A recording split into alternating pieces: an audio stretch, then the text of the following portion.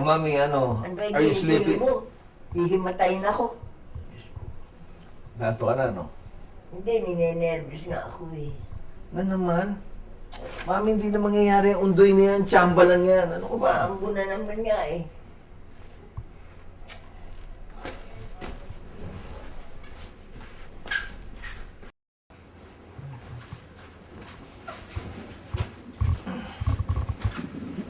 Mami. Ayan. Siguro naman magkakaroon ka na ng peace of mind yan. Ano ba yung pagkalaki-laki ng animal na yan? Mami, mas maganda yung malaki. At least pwede mo isa kayong rep dyan. Pag nagugutom ka, bubuksan mo. Tsaka pwede kang dalhin niya kahit sa China Sea. Hindi ka malulunod. Saan ba pwede ilagay ito? Dito kaya? Yan, dyan. Dumive ka na lang dyan, ha? Ay, naku. Alisin mo nga dito yan. Kala ko ba natatakot ka sa undoy? Ayun na. Matatakot sa ulo eh. Miski pating, matatakot yan. Sige na. Good night. Naku. Halik naman ni Huda. Hindi ka na, para makatulog ka. Baho naman ng bibig mo. Good night. Talagang ginapang ko tong bahay na to para mapaayos talaga. At nung naundoy ito, puro haligi lang halos ang natira dito. Lahat ng wiring, kisame, pati bubong kasi maraming umapak sa bubong eh. Naibenta ko yung coaching mahal ko, nakapag-loan ako. Lahat ginawa ko talaga para maging maayos to, para pagdating ni Mami, at least maging masaya siya, mawala yung bakas ng undoy.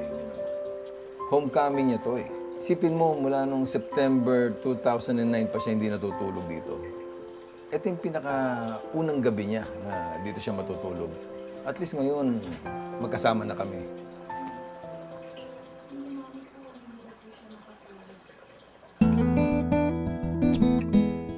Oh, Mami, siguro naman, makakatulog ka na. Nandiyan na yung buong production, ha? Uy, mag-hi naman kayo sa camera. Ayan. May pambayad ka ba dyan sa mga yan? Ano ka ba? Advance siya ng 10 episodes. O, Mi, kwento mo kami tungkol sa undoy. Diyos ko, bakit ako hindi matatakot? Eh kami lang dalawa ni Tintin, tsaka yung dalawang aso. Oh. Miski sabihin ko sa aso, tulungan mo ako, hindi mo ako matutulungan. Oh. Anong pakiramdam mo noon na nasa bubong ka? Anong pakiramdam? Hindi ka nga ako makaihi kasi pag iihi ka, mababasa sila sa akin. Padaos na sila mababasa. Oh, naisip mo pa yun? Bakit hindi ko maiisip? Pinigilan ko. Ibig sabihin, basang-basa na kayo. Kung umihi ka man nun, hindi na nila makikita yun kung ano man yung umaagos na yun. Bakit hindi makikita ibang kulay noon? Hindi ko na naisip na matakot eh. Wala na. Pagka ganun pala, parang resigned ka na. Thankful ako dahil naligtas ako. Siguro ako may plano pa ang si Lord sa akin. Baka meron pa siyang kailangan kong gawing misyon dito sa mundo. Nag-aalala rin ako dahil baka ako maiiwan tong si Ariel. Alam mo naman, iisa yan. Ano ka ba?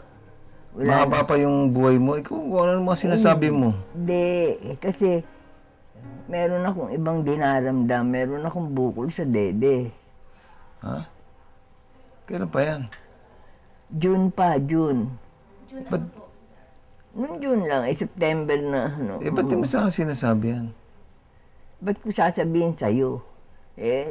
Hindi ko pa nga masabi sa'yo, natatakot na ako eh. Nag-aalala nga ako dahil alam ko na kung pa-opera ko ito at my age, alam ko hindi ako makaka-survive. Pa-opera ko man, may mga komplikasyon. Hihiling ko sana magkaroon siya ng makakasama sa buhay na yung titingin sa kanya, yung aalagaan siya dahil maiiyak ako eh. Sige na, May, matulog ka na. Sige na. Tama na yan. Ayos na yan. Tulog na kayo, ha? Ba't ngayon mo lang sinabi ang bukol na yan, May? Alam ko. Ha? Alam ko, hindi maganda. Kung hindi maganda, pwede pa naman natin ayusin yan, eh. Hindi na. May age, hindi na pwede. Alam ko dahil napapanaginipan ko palagi. Alin? Sino? Mga patay. Kasamahan kong mga patay na, mga kamag-anak na patay na, pero may kasama ko. Saka- Tumatawid ko saan. Tinatawid ako. Nagmamall pa kayo? Tinatawid ako kasi hindi ako marunong tumawid.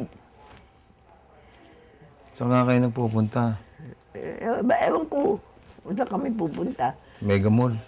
Hindi, walang mall. Open air, parang bukid na hindi matapos.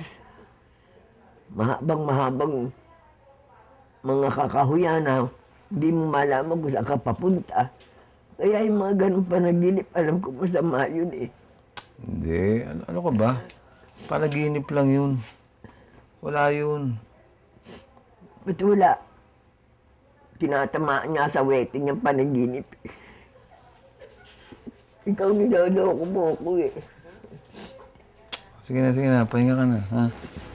Kung kayo Sabi mo sa kasamaan mo, mag-taxi kayo ha, susunod. ang taxi. Titatawid lang ako, taxi. Nasa forest. Taxi. Sabi niya, Ariel, magbe-birthday ako. Gusto ko sana magdibu. Sabi ko, anong dibu? 81 daw siya, babaligtarin niya, gagawin niya 18. Tapos binigyan daw siya ng second life o bonus. Gusto daw niya doon i-spend yung bonus niya. 18 wishes ang gusto niya mangyari. Yung unang basa ko doon sa mga 18 wishes niya, doon sa yellow pad, sinulat niya. Nakakatuwa rin kasi hindi lang naman tungkol lahat sa kanya eh. Tungkol sa atin lahat. Tungkol sa environment, sa mga tao. Kaya nakakatuwa din. Etong show na to, pinaghalong documentary, reality, tsaka comedy series. Oo, masaya to. Masaya. Kung tutuusin, a show within a show. Kasi itong palabas na to, tinupad na rin namin yung isa sa mga 18 wishes niya eh, na makagawa ng isang show. Show pa rin.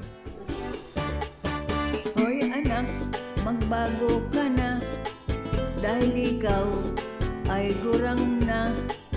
Gustong ibalik nitong show na to yung mga basic values sa buhay. Yung mga pagrespeto sa magulang. Danda, dami-dami, bilog-bilog. Wow! Ang gusto namin ni Direk Alea dito, yung positive ba? Yung kahit na ano nangyayari sa yung negative, tuloy pa rin yung buhay. Walang script to eh. Kung anong bitaw ko, yun ang sagot niya. Kaya natural lang ang dating. Look at the camera, smile.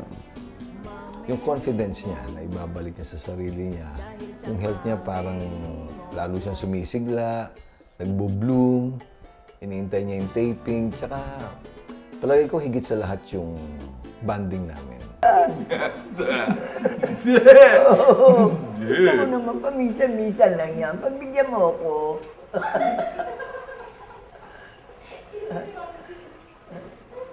Sayang. Hindi ko mahubad dito. Sana ako. Ito, mahubad ko.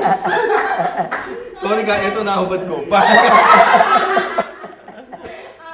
Ano kayo, makukuha ka na doon?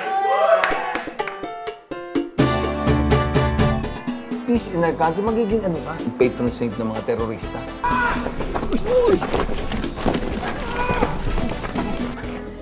Ito, ano bang parusa to?